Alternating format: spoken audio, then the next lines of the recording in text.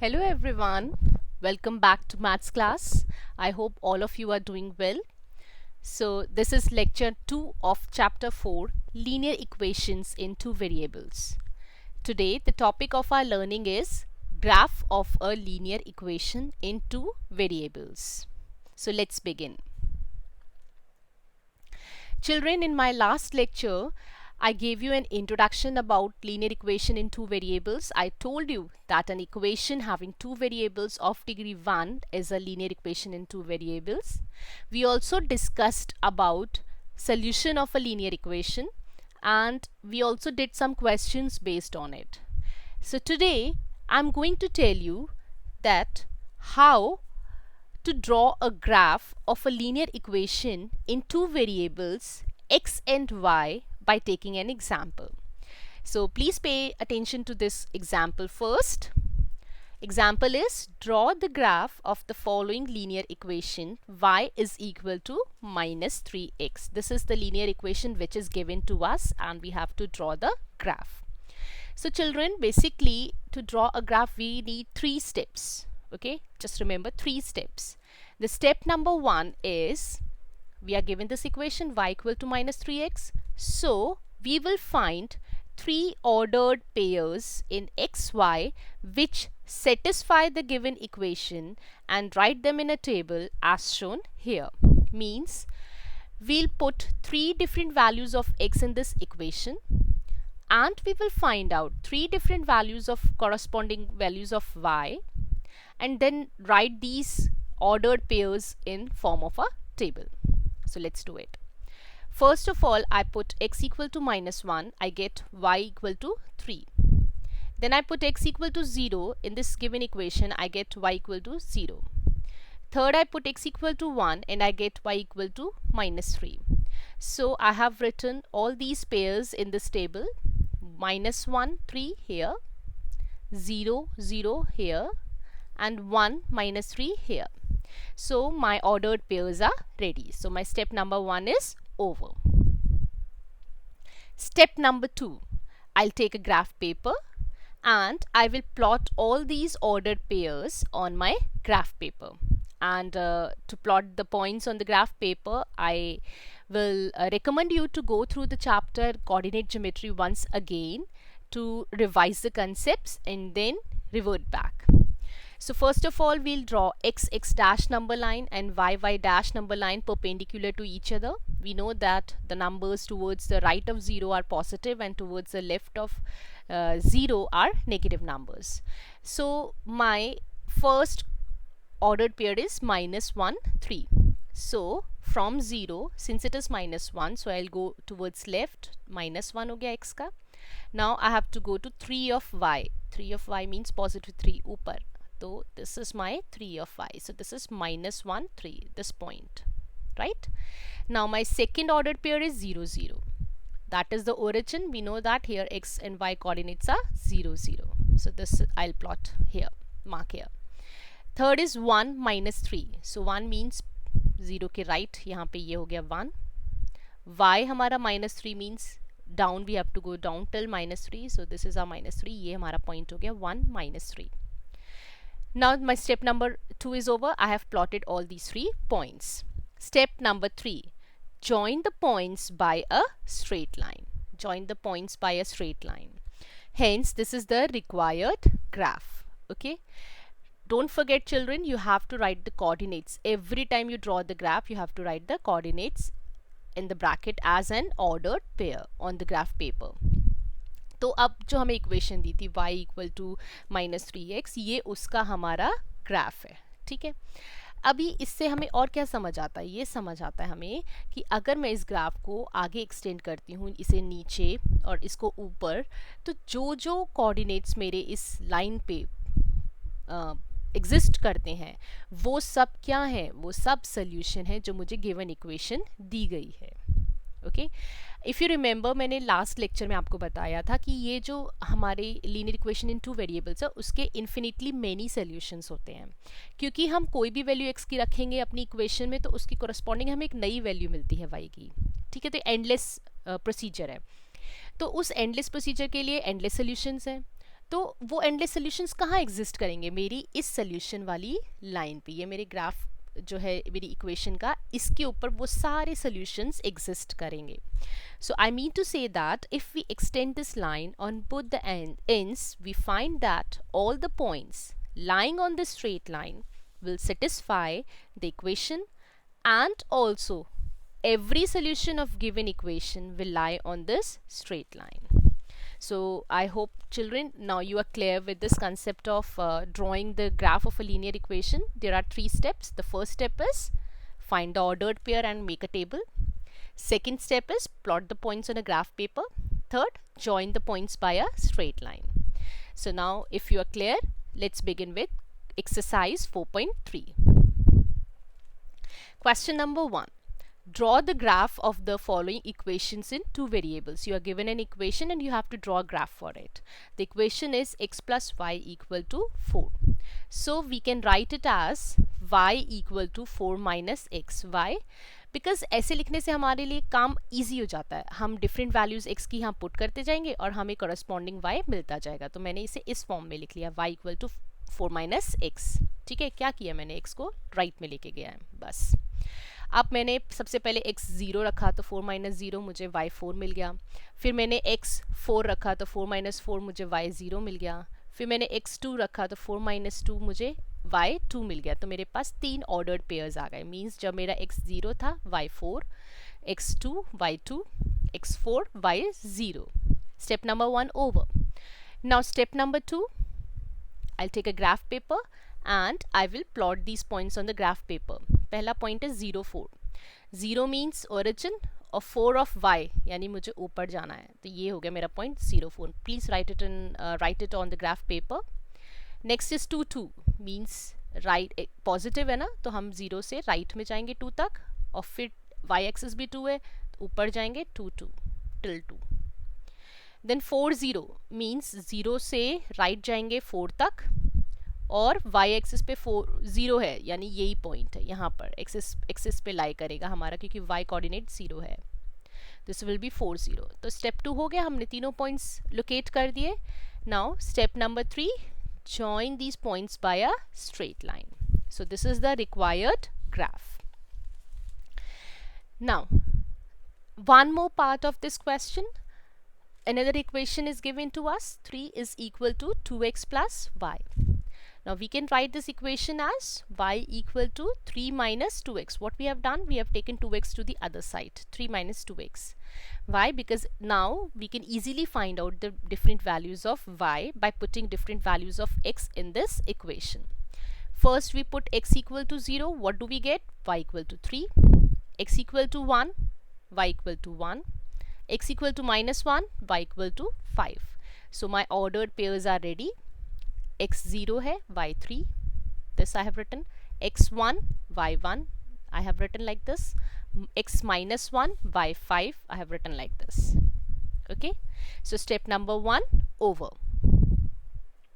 Step 2, I have to plot these ordered pairs on a graph paper. So I'll take a graph paper, I'll draw the number lines, I'll write the numbers on it.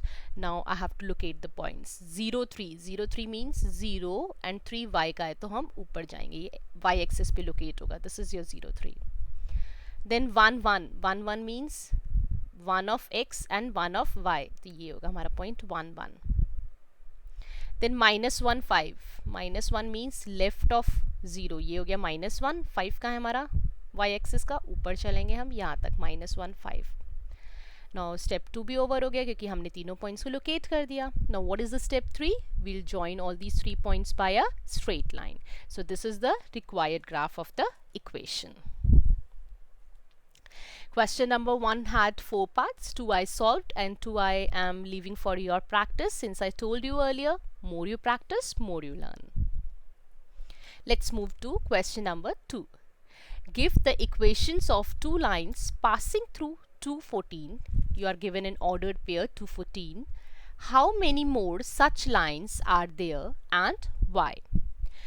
अब कभी भी आपको ऐसा ordered pair दिया होता है उसका क्या मतलब होता है? उसका मतलब होता है कि जो फर्स्ट नंबर है वो आपका x होगा और जो सेकंड नंबर है वो आपका y होगा. तो इस कोऑर्डिनेट का, इस ऑर्डर्ड का पेयर का मतलब है, it means that x is equal to 2 and y is equal to 14. अब मुझे कितनी इक्वेशंस बनानी है? 2 लाइन्स की, मतलब 2 इक्वेशंस चाहिए using this x and y. तो पहली इक्वेशन में x प्लस वाई बना लेती हूँ. If I write x plus y, then I'll add x and y. 2 plus 14 is 16. So the first equation would be x plus y equal to 16. एक equation में x minus y बना लेती हूँ. x minus y means x minus y क्या होगा हमारा? 2 minus 14, because x 2 है और y 14 है, तो 2 minus 14 is minus 12. So x minus y is equal to minus 12. अगर मेरे को 2 नहीं बनानी होती है, ज़्यादा इक्वेशंस बनानी होती, तो मैं क्या करती? मैं थर्ड इक्वेशन कैसे बनाती? मैं इनमें कोएफिशिएंट्स लगा देती. जैसे 2x plus Y. 2x plus Y कितना होगा? 2x means twice of x, यानी 4 हो गया, प्लस वाई 4 प्लस 14 18. तो 2x प्लस वाई कितना हो जाता? 18. और अगर इक्वेशन बनानी होती तो मैं क्या करती? x plus 2y. और बनानी होती तो 3x प्लस वाई. और बनानी होती तो x प्लस 3y. तो इससे मुझे क्या समझ आ रहा है? इससे मुझे ये समझ आ रहा है कि मैं इस x और y को यूज़ करके बहुत सारी इक्वेशंस बना सकती हूँ. That means there since infinite number of lines can pass through one point, therefore there are infinite lines of such type passing through the given point. अगर किसी प्लेन में कोई एक पॉइंट गिवन है और मैं आपसे पूछती हूँ how many lines can pass through it, तो क्या होगा आपका आंसर? Infinite lines. अगर पूरा एक पेपर है आपके पास, उस पर सिर्फ एक डॉट, आप उस डॉट से पास करते हुए कितने लाइंस बना सकते हो? कितनी मर्जी लाइंस बना सकते हो, राइट? इसी तरह से हम इस कोऑर्डिनेट को, इस ऑर्डर्ड पेयर को यूज़ करके कितनी इक्वेशंस बना सकते हैं? इनफाइनाइट इक्वेशंस बना सकते हैं, इनफाइनाइट लाइंस की इक्वेशंस बना सकते हैं, right? So this is your complete answer. Let's move to question number 3. If the point 3, 4 lies on the graph of the equation 3y is equal to ax plus 7, find the value of a. अब अगर आपको ये ordered pair दिया है तो इसका मतलब अब आपको समझ आ गया होगा कि आपका x क्या है 3 और y क्या है 4. आपको ये बताया है कि ये एक इक्वेशन है और इस इक्वेशन का जो ग्राफ है उस पर ये पॉइंट लाई करता है. ठीक है, मैंने आपको अभी इसी प्रेजेंटेशन में पहले बताया है कि जो पॉइंट्स ग्राफ पे लाई करते हैं वो उसके सॉल्यूशंस होते हैं, राइट? तो अब हमें क्या निकालना है? इस इक्वेशन में a की वैल्यू. तो हम क्या करेंगे? इसमें y और x को सब्स्टिट्यूट कर देंगे क्योंकि ये इसके सॉल्यूशंस हैं. When any point lies on line then the coordinates of that point are values of x and y. So 3, 4 क्या है? हमारा x और y है. x हमारा 3 है और 4 हमारा y है. So put these values of x and y in the given equation. ये जो हमारी इक्वेशन है, हम y की जगह पे हमने 4 लिखा, सो 3 इंटू 4, और x की जगह पे हमने ये 3 लिखा. So 3 into 4 is equal to a into 3 plus 7. Solve this, you will get a equal to 5/3. So this is your answer. Question number 4. The taxi fare in a city is as follows. Please listen carefully. For the first kilometer, the fare is ₹8. ठीक है, किसी भी city में एक taxi fare है जो fixed है कि पहले 1 किलोमीटर के लिए, फर्स्ट किलोमीटर के लिए वो ₹8 चार्ज करेगा. And for the subsequent distance it is ₹5 पर किलोमीटर. मीन्स पहले किलोमीटर के लिए 8 है, उसके बाद कितना भी हो वो ₹5 है fair. Taking the distance covered as x kilometer, total fare as y, write a linear equation for this information and draw its graph. आपको एज्यूम करना है कि टोटल डिस्टेंस जो टैक्सी ने कवर किया वो x किलोमीटर था और टोटल फेयर जो लगा वो हमारा ₹y है. आपको एक इक्वेशन बनानी है और उस इक्वेशन का फिर ग्राफ ड्रॉ करना है. तो अभी हमारे को जो इन्फॉर्मेशन प्रोवाइडेड है पहले हम उसको लिखेंगे. हमारे को क्या इन्फॉर्मेशन है कि टोटल डिस्टेंस कितना कवर्ड है? x. और हमें ये प्रोवाइडेड है कि फर्स्ट किलोमीटर का कितना फेयर था? ₹8. ठीक है, देन अगर फर्स्ट किलोमीटर को हटा दो तो उसके बाद कितना किलोमीटर उस टैक्सी ने ट्रैवल किया? ऑब्वियसली x-1, टोटल x है, फर्स्ट किलोमीटर हमें माइनस करना है तो x-1 किलोमीटर टोटल बचा. ठीक है, after covering the first kilometre. तो उस लेफ्ट ओवर डिस्टेंस का कितना फेयर होगा? पहले किलोमीटर का तो 8 था, ₹8 पर किलोमीटर, और लेफ्ट ओवर फेयर का लेफ्ट ओवर डिस्टेंस का कितना फेयर है, ₹5 पर किलोमीटर, तो इतने किलोमीटर का कितना होगा, इंटू 5 कर देंगे हम। Okay, I repeat once again, total distance x है, फर्स्ट किलोमीटर का फेयर ₹8 है, ठीक है, लेफ्ट ओवर डिस्टेंस कितना बचा, x-1, इस x-1 का फेयर कितना होगा, इंटू 5, x-1 इंटू 5, बिकॉज 5 पर किलोमीटर है, तो इतने डिस्टेंस का कितना हो गया, हम इंटू 5 कर लेंगे। अब हमें बोला है टोटल फेयर हमें क्या लेना है, y लेना है, तो हम लिखेंगे टोटल फेयर क्या होगा, फर्स्ट किलोमीटर का जो फेयर था that is ₹8 plus left over का फेयर ये है x-1 इंटू 5, तो हमारा y क्या हो गया, 8 plus x-1 into 5, solve it, y would be equal to 8 plus 5x minus 5 और 5x minus y plus 3 equal to 0 equation की फॉर्म में लिख लिया है। This is the linear equation, हमें पूछा था ना, राइट अ लीनियर इक्वेशन, और this is our linear equation which we have formed from the information which is given in the question. अब हमें क्या करना है, इसका ग्राफ ड्रॉ करना है, and we know that there are 3 steps. The first step is form a table, second step locate the points in the graph, and third step join the points by a straight line। तो ये हमारी equation थी, ठीक है, 5x minus Y plus 3, इसे मैं y equal to करके लिख लेती हूँ, ईजी हो जाता है इसलिए, y equal to 5x plus 3 की फॉर्म में लिख लिया मैंने। अब मैंने डिफरेंट वैल्यूज ऑफ y रखी, put values of y to find the value, sorry put the values of x to find the values of y, क्योंकि मुझे क्या बनाना है, टेबल बनाना है। तो पहले मैंने x को 0 रखा, तो 0 रखा तो y कितना आएगा, 5 इंटू 0 प्लस 3 आया, तो आई हैव रिटन। फिर मैंने क्या किया, y को 0 रख के देखा, ठीक है, y को मैंने 0 रखा, यहाँ पे 0 रखा, तो 5x प्लस 3 आ गया, तो 5x क्या होगा, -3, और x इज -3/5, इसे मैंने डिवाइड कर लिया, -0.6, तो मेरे ये 2 ऑर्डर्ड पेयर्स आ गए, राइट। अब थर्ड स्टेप क्या है, मुझे इन्हें प्लॉट करना है। तो पहला है मेरा ऑर्डर्ड पेयर 0, 3, तो 0 means this is my 0, x coordinate मेरा 0 है, ठीक है, और y कोऑर्डिनेट मेरा 3 है, तो 3 मीन्स ऊपर जाना है मुझे, ये आ गया मेरा 0, 3, तो दिस इज माई पॉइंट 0, 3। दूसरा है 0, y का 0 एंड x का है -0.6, -0.6 मीन्स नेगेटिव है और 1 से छोटा है, तो 0 की लेफ्ट में मैं जाऊंगी, ये मेरा -1 है, तो इससे छोटा है, फ्रॉम जो अगर हमारा ग्राफ पेपर है तो हम उसमें नंबर्स को काउंट करके 6th पॉइंट तक, जो 6th लाइन है उसे हम रीच कर सकते हैं, तो दैट वुड बी -0.6, और y कितना हमारा 0, तो ये इसी पे लाई करेगा, दिस वुड बी योर -0.60, तो मेरे दोनों पॉइंट्स मैंने लोकेट कर दिए। तो अब थर्ड स्टेप क्या है, I will join these 2 points by a straight line, so this is the graph of the linear equation which we have formed from the information of the question. Question number 5 is a match the following that you can do yourself. So I'm moving towards question number 6.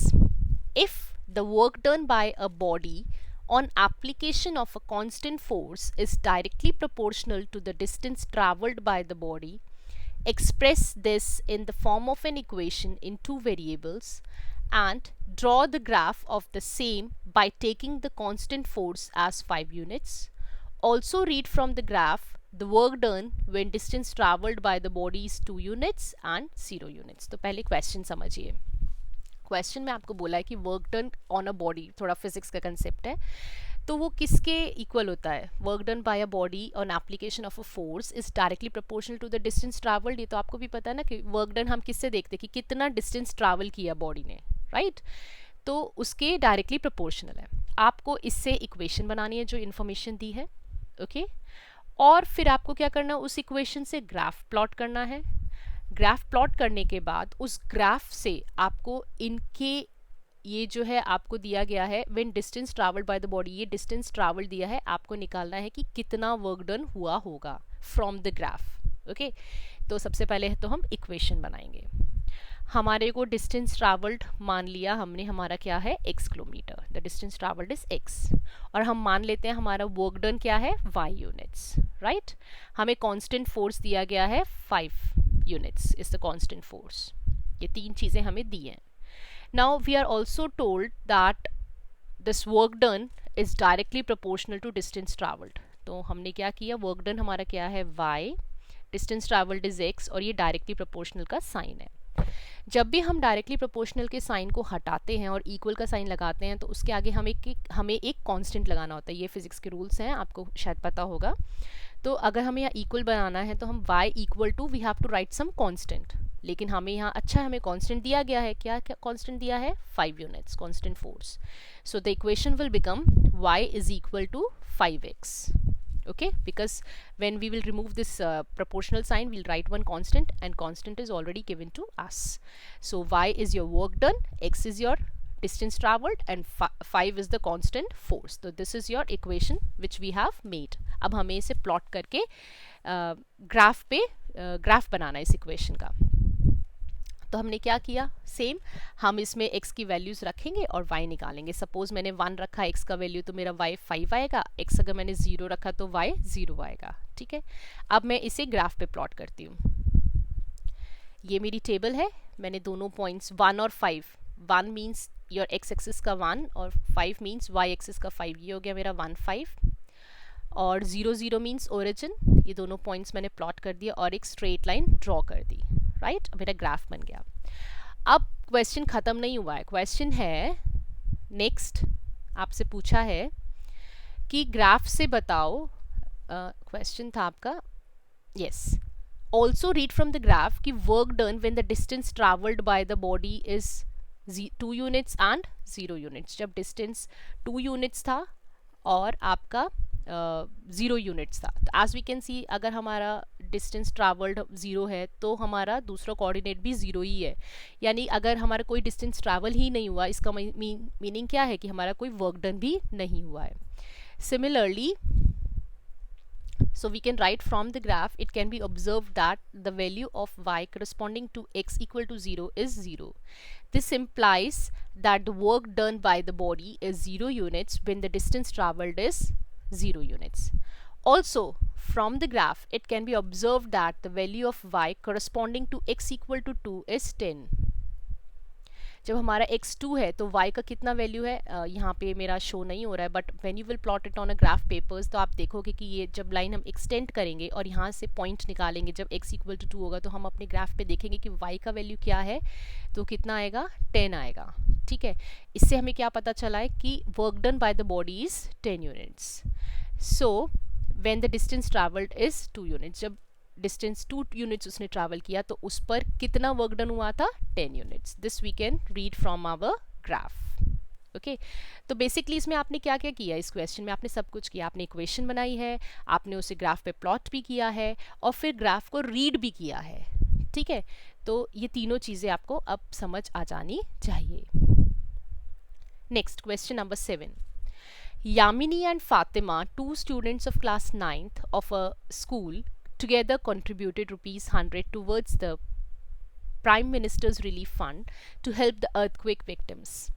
Write a linear equation which satisfies this data. You may take their contributions as rupees x and rupees y. Draw the graph of the same. Okay, means two girls are given. इन दोनों ने total 100 rupees contribute किए हैं। आपको एक equation बनानी है, तो आप क्या करोगे? एक का x ले लोगे कॉन्ट्रीब्यूशन, दूसरे का y, तो टोटल कितना है? 100। तो x plus y is equal to 100। ये तो हो गई हमारी इक्वेशन। अब हमें क्या करना है? इस इक्वेशन का ग्राफ बनाना है। So contribution made by Yamini is x and contribution made by Fatima is y. We are given that together they contributed rupees 100. So the given equation would be x plus y equal to 100. Now graph बनाने के लिए सबसे पहले हमें table बनानी पड़ेगी। तो इसी इक्वेशन में मैं अगर x 50 रखूँगी तो ऑब्वियसली मेरा y क्या होगा? 100 माइनस 50 50, तो दोनों 50 50 आ गया। सिमिलरली अगर मैं x 30 रखती हूँ तो मेरा y क्या हो जाएगा? 100 माइनस 30 70। तो मैंने दो ऑर्डर्ड पेयर्स बना लिए। अब इन्हीं ऑर्डर्ड पेयर्स को मैं अपने ग्राफ पेपर पे प्लॉट करूँगी। राइट, तो पहला है 50 50। ये मेरा स्केल लिया है मैंने, 10 का स्केल लिया है y एक्सिस पे और 10 का स्केल लिया मैंने x एक्सिस पे। तो 50 50 मीन्स मेरा 0 से 50 यहाँ पर आ गई मैं x एक्सिस, और 50 ऑफ y एक्सिस कहाँ तक? यहाँ तक। So this is my 50 50। देन 30 70, 30 of x, this is 30 of x, and y का 70 मतलब ऊपर, ये रहा 30 70। ये दो पॉइंट्स आ गए, इन दोनों को मैंने ज्वाइन करके एक स्ट्रेट लाइन ड्रॉ कर दी। So this is the required graph of the given equation. I hope children it's clear to you. Last question of this exercise. Eighth, in countries like USA and Canada, temperature is measured in Fahrenheit, whereas in countries like India, it is measured in Celsius. Here is a linear equation that converts Fahrenheit to Celsius. This is a linear equation which is already given to you. Fahrenheit is equal to 9/5 of Celsius plus 32. Now अब आपको इसमें 5 parts हैं. आपको क्या क्या करना है? सबसे पहले इक्वेशन तो ऑलरेडी दी है.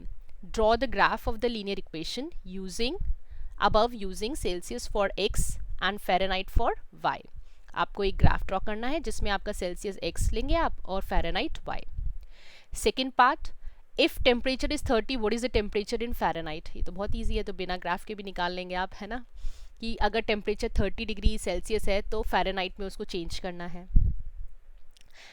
रिवर्स दे दिया थर्ड पार्ट में, टेम्परेचर दिया है 95 फ़ारेनहाइट है, आपको सेल्सियस में निकालना है. फोर्थ पार्ट पे पूछा है कि टेम्परेचर 0 डिग्री है तो फ़ारेनहाइट पे कितना होगा, अगर 0 डिग्री सेल्सियस है तो फ़ारेनहाइट में कितना होगा, एंड अगर 0 डिग्री फ़ारेनहाइट है तो सेल्सियस में कितना होगा.